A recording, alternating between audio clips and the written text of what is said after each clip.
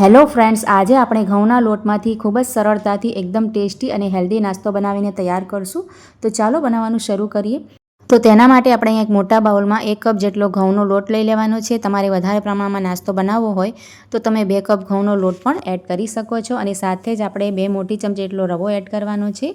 તેનાથી આપણો નાસ્તો એકદમ ક્રિસ્પી બનીને તૈયાર થશે. હવે આપણે અહીંયા સ્વાદ પ્રમાણે મીઠું એડ કરી દઈશું અને સાથે જ આપણે કંઈક મસાલા એડ કરીશું. તો અડધી ચમચી જેટલા સફેદ તલ એડ કરી દેવાના છે. 5 ચમચી જેટલા ચીલી ફ્લેક્સ એડ કરી દઈશું અને 5 ચમચી જેટલા અજમાને આપણે આ રીતે હાથમાં લઈને ક્રશ કરીને એડ કરીશું. તેનું ટેસ્ટ તેમાં ખૂબ જ સરસ આવે છે. અને સાથે જ આપણે 1 ચમચી જેટલું તેલ એડ કરીશું એટલે આપણો નાસ્તો અંદરથી પણ સોફ્ટ બનશે. અને ત્યાર પછી આપણે અહીંયા ઝીણા સમાયેલા ધાણા એડ કરી દેવાના છે. હવે આપણે લોટમાં બધી જ વસ્તુને સારી રીતે પહેલાં મિક્સ કરી લઈશું. અને આ રીતે મિક્સ કર્યા પછી આપણે અહીંયા એક બાઉલ લઈ લેવાનો છે આ રીતે. અને તેમાં આપણે 2 ચમચી જેટલો આ લોટ છે ને તૈયાર કરેલો તેને આપણે અલગ કાઢી લઈશું. તેનો ઉપયોગ આપણે આગળ કરશું, હમણાં સાઈડ ઉપર રાખીશું. હવે આપણે થોડું થોડું પાણી ઉમેરતા જઈને આપણે લોટને બાંધી લેવાનો છે. વધારે સખત પણ નહીં અને એકદમ નરમ પણ નથી બાંધવાનું. આ રીતે આપણે તમને હું આગળ બતાવું છું એ રીતે આપણે થોડું થોડું પાણી ઉમેરશું એટલે લોટ આપણું નરમ ન થાય. અને જે લોટ છે ને આપણે તેને રોટલી કરતાં થોડુંક અમથું કઠણ બાંધવાનું છે. તો અહીંયા જુઓ આપણે મિક્સ થઈ ગયું છે અને હવે આપણે તેને એકદમ સોફ્ટ થાય ને ત્યાં સુધી આપણે તેને મસળી લઈશું. તો અહીંયા જુઓ લોટ બાંધીને આપણે તૈયાર કરી લીધો છે. હવે આપણે તેને ઢાંકીને થોડીક વાર માટે રેસ્ટ પર રાખી દઈશું. 5 મિનિટ માટે આપણે તેને આ રીતે રાખી દેવાનો છે. અને હવે આપણે બીજી તૈયારી કરી લઈશું. તો ત્યાર પછી આપણે અહીંયા 2 બાફેલા બટેટા લઈ લેવાના છે અને આ રીતનું જે ગ્રેટર આવે ને તેનાથી આપણે તેમાં છૂંદો કરી લઈશું બટેટાનો. તો અહીંયા આપણે બંને બટેટાનો આ રીતે છૂંદો કરી અને તૈયાર કરી લેવાના છે. હવે બટેટાનો છૂંદો કર્યા પછી આપણે તેમાં મસાલા કરી લઈશું. તો અહીંયા જુઓ સ્વાદ પ્રમાણે મીઠું સૌથી પહેલાં એડ કરી દીધું છે. અને સાથે જ અડધી ચમચી જેટલું ધાણા જીરું એડ કરવાનું છે. અડધી ચમચી જેટલું લાલ મરચાંનો પાવડર એડ કરી દઈશું. અને 5 ચમચી જેટલા ચીલી ફ્લેક્સ એડ કરવાના છે. 5 ચમચી જેટલા ચાટ મસાલો એડ કરી દીધો છે. અને સાથે જ આપણે 5 ચમચી જેટલો ગરમ મસાલો એડ કરી દઈશું. ત્યાર પછી આપણે ઝીણા સમારેલા ધાણા એડ કરી દીધા છે. અને એકદમ ઝીણા ઝીણા સમારેલા લીલા મરચાં આપણે અહીંયા એડ કરી દેવાના છે. તમે તીખાશ તમારે સ્વાદ પ્રમાણે ઓછી કે વધારે કરી શકો છો. અહીંયા આપણે ચીલી ફ્લેક્સ પણ એડ કર્યા છે એટલે જો તમારે લીલા મરચાં કટ કરેલા ન નાખવા હોય તો તમે સ્કીપ કરી શકો છો. હવે મસાલાને આ રીતે બટેટામાં બધા મસાલાને સારી રીતે મિક્સ કરીને આ રીતે આપણે તેનો તૈયાર કરી લીધો છે. હવે આપણે લોટને ચેક કરી લઈશું. તો અહીંયા આપણો લોટ પણ સેટ થઈ ગયો છે સરસ રીતે. જરાક અમથું તેને મસળી લઈશું અને ત્યાર પછી આપણે તેની ઉપર કોરો લોટ છાંટી દઈશું. અને તેને આપણે રોટલીની જેમ જ વણવાનું છે. હળવા હાથે આપણે તેને એકદમ મોટો રોટલો આપણે વણીએ છીએ ને એ રીતે આપણે વણી લેવાનું છે. તો અહીંયા મેં એક મોટો લુઓ જ તેનો રાખ્યો છે. તો આપણે તેને રોટલીની જેમ વણશું પણ એકદમ ગોળ નથી વણવાનું. આ રીતે થોડોક લંબાઈમાં વણવાનું છે. જુઓ તમને હું આગળ વિડીયોમાં બતાવું છું ને એ જ રીતે આપણે હળવા હાથે તેને વણતા જઈશું. તો એકદમ મોટી સાઇઝનું કરશું ને તો આપણો નાસ્તો એક જ વખતમાં વધારે પ્રમાણમાં બનીને તૈયાર થઈ જશે. તો અહીંયા તમે જોઈ શકો છો એકદમ પાતળી સાઇઝ આપણે કરવાની છે. જાડો રોટલો નથી રાખવાનો કેમ કે આપણે જેટલો પાતળો કરશું ને એટલો જ આપણો નાસ્તો એકદમ સરસ કૂક પણ થશે અને ક્રિસ્પી પણ બનશે. તો અહીંયા તમે જોઈ શકો છો એકદમ મોટી સાઇઝનો આપણે રોટલો બનાવીને વણીને તૈયાર કરી લીધો છે. આ રીતે રોટલાને વણી લીધા પછી આપણે જે મસાલો તૈયાર કર્યો છે ને આ બટેટાનો તેને આપણે શું કરવાનું કે આ રોટલાની ઉપર બધો જ આપણે સેટ કરી દેવાનું એટલે કે આ રીતે આપણે લગાવી દેવાનું. બધી બાજુએ સરસ રીતે સરખું જ લગાવવાનું. કિનારી ઉપર અને વચ્ચે બધે આ રીતે પહેલાં આપણે તેની ઉપર રાખી દઈશું અને પછી હાથથી સારી રીતે બધી બાજુએ સ્પ્રેડ કરી દઈશું.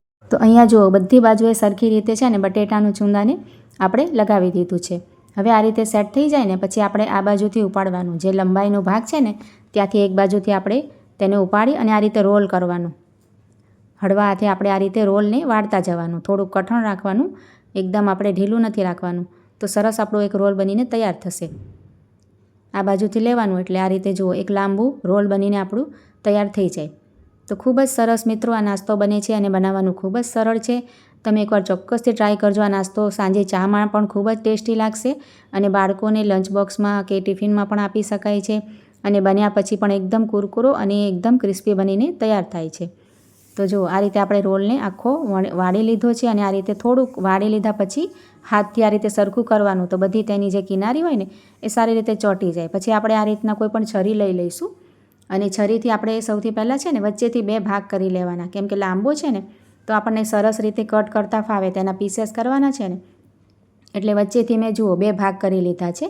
હવે આપણે એક એક ભાગ લઈ અને આ રીતે તેને પાતળી સાઇઝમાં કટ કરી લેવાના. વધારે જાડા કટ નથી કરવાના. પાતળા આપણે જેમ કરશું ને તેમ આપણો નાસ્તો એકદમ સરસ બનશે, ક્રિસ્પી પણ બનશે અને અંદરથી એકદમ શેકાઈ જશે. તો આ રીતના જુઓ, હાથમાં મેં લઈને બતાવીને એ રીતના આપણે બધા જ તેના પીસ કટ કરી અને તૈયાર કરતા જઈશું અને આ રીતે પ્લેટમાં રાખતા જઈશું. તો છે ને ખૂબ જ સરળ અને એકદમ ટેસ્ટી નાસ્તો બનીને તૈયાર થાય છે.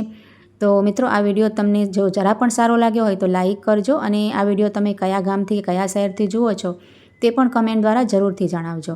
તો અહીંયા જુઓ, બંને રોલને આપણે આ જ રીતે કટ કરીને પીસેસ તૈયાર કરી અને પ્લેટમાં રાખી લઈશું. જો તમારે આ રીતે તૈયાર કરી અને રાખવું હોય ને ફ્રીજમાં પણ રાખી શકો છો, બીજા દિવસ પણ આપણે ફ્રાય કરી શકાય છે. હવે આપણે જે લોટ બાઉલમાં અલગ કાઢ્યો હતો ને શરૂઆતમાં 2 ચમચી કોરો લોટ, તેને આપણે લઈ લેવાનું અને સાથે આપણે પાણી લઈ લઈશું. તો થોડું થોડું પાણી ઉમેરતા જઈને આપણે તેનું એક ઘટ્ટ ખીરું બનાવવાનું છે. વધારે આપણે પાતળું નથી કરવાનું, એટલે થોડુંક અમથું પાણી ઉમેરવાનું અને થોડુંક મિક્સ કરવાનું, એટલે લોટમાં ગાંઠો પણ ન રહેવી જોઈએ અને આ રીતે ઘાટું પણ રહેવું જોઈએ. જુઓ, તમે જોઈ શકો છો ને એ રીતે આપણે ખીરું બનીને તૈયાર થઈ ગયું છે. હવે આપણે તેલ પહેલાંથી જ ગરમ કરી મૂક્યું છે અને આ રીતે આપણે જે નાસ્તો છે ને તેને આપણે જે બનાવ્યું છે ને ઘોલ ઘઉંના લોટનો, તેમાં આપણે આ રીતે ડીપ કરી અને ફ્રાય કરતા જઈશું. તો ખૂબ જ સરસ એકદમ બંને બાજુથી ક્રિસ્પી થાય અને સરસ કલર આવે ને ત્યાર પછી જ આપણે તેને ફ્લિપ કરવાનું છે. આ રીતે જુઓ, જેટલા પણ આપણે તમારે કઢાઈ કે પેન આ રીતે લીધું હોય ને તેમાં જેટલા પીસ આવે ને એટલા એડ કરી દેવાના અને એક બાજુથી શેકાય ને પછી જ આપણે બીજી બાજુ તેને ફેરવવાનું. જુઓ, અને અહીંયા છે ને ગેસની ફ્લેમ આપણે મીડિયમ રાખવાની, વધારે ફૂલ નથી રાખવાનું. તો અંદરથી સરસ કાચું પણ નહીં રહે અને ઉપરથી તેનું પડ છે ને બંને બાજુથી ક્રિસ્પી બનશે. તો આ રીતે આપણે એક બાજુથી થોડો કલર આવી ગયો છે તો આ રીતે ફેરવતા જઈશું. જુઓ, એક બાજુથી કલર આવે ને પછી આપણે ફેરવતા જઈને બંને બાજુથી સરસ ક્રિસ્પી થાય ને એકદમ બ્રાઉન કલર આવે ને ત્યાં સુધી શેકવાનો છે. તો અહીંયા તમે જોઈ શકો છો એકદમ ક્રિસ્પી અને સરસ કલર આવી ગયો છે. જોતાં જ ખાવાનું મન થઈ જાય ને એવો નાસ્તો બનીને તૈયાર થશે અને ચા સાથે તો એટલું સરસ લાગે છે ને. અને આ નાસ્તો છે ને ઠંડો થઈ જશે ને તો પણ એકદમ ક્રિસ્પી રહેશે, નરમ નહીં પડે. જુઓ, તો આ રીતે એકદમ ક્રિસ્પી થાય ને પછી જ આપણે તેને પ્લેટમાં લઈશું.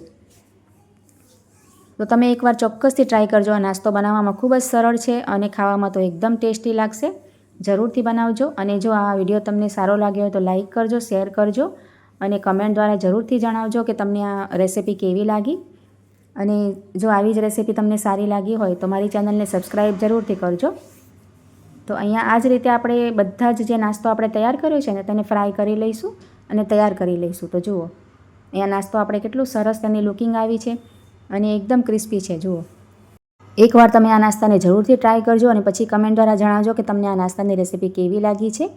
એકદમ ટેસ્ટી અને ક્રિસ્પી આપણો નાસ્તો બનીને બિલકુલ તૈયાર છે. તો ચાલો મળીએ નવા વિડીયોમાં.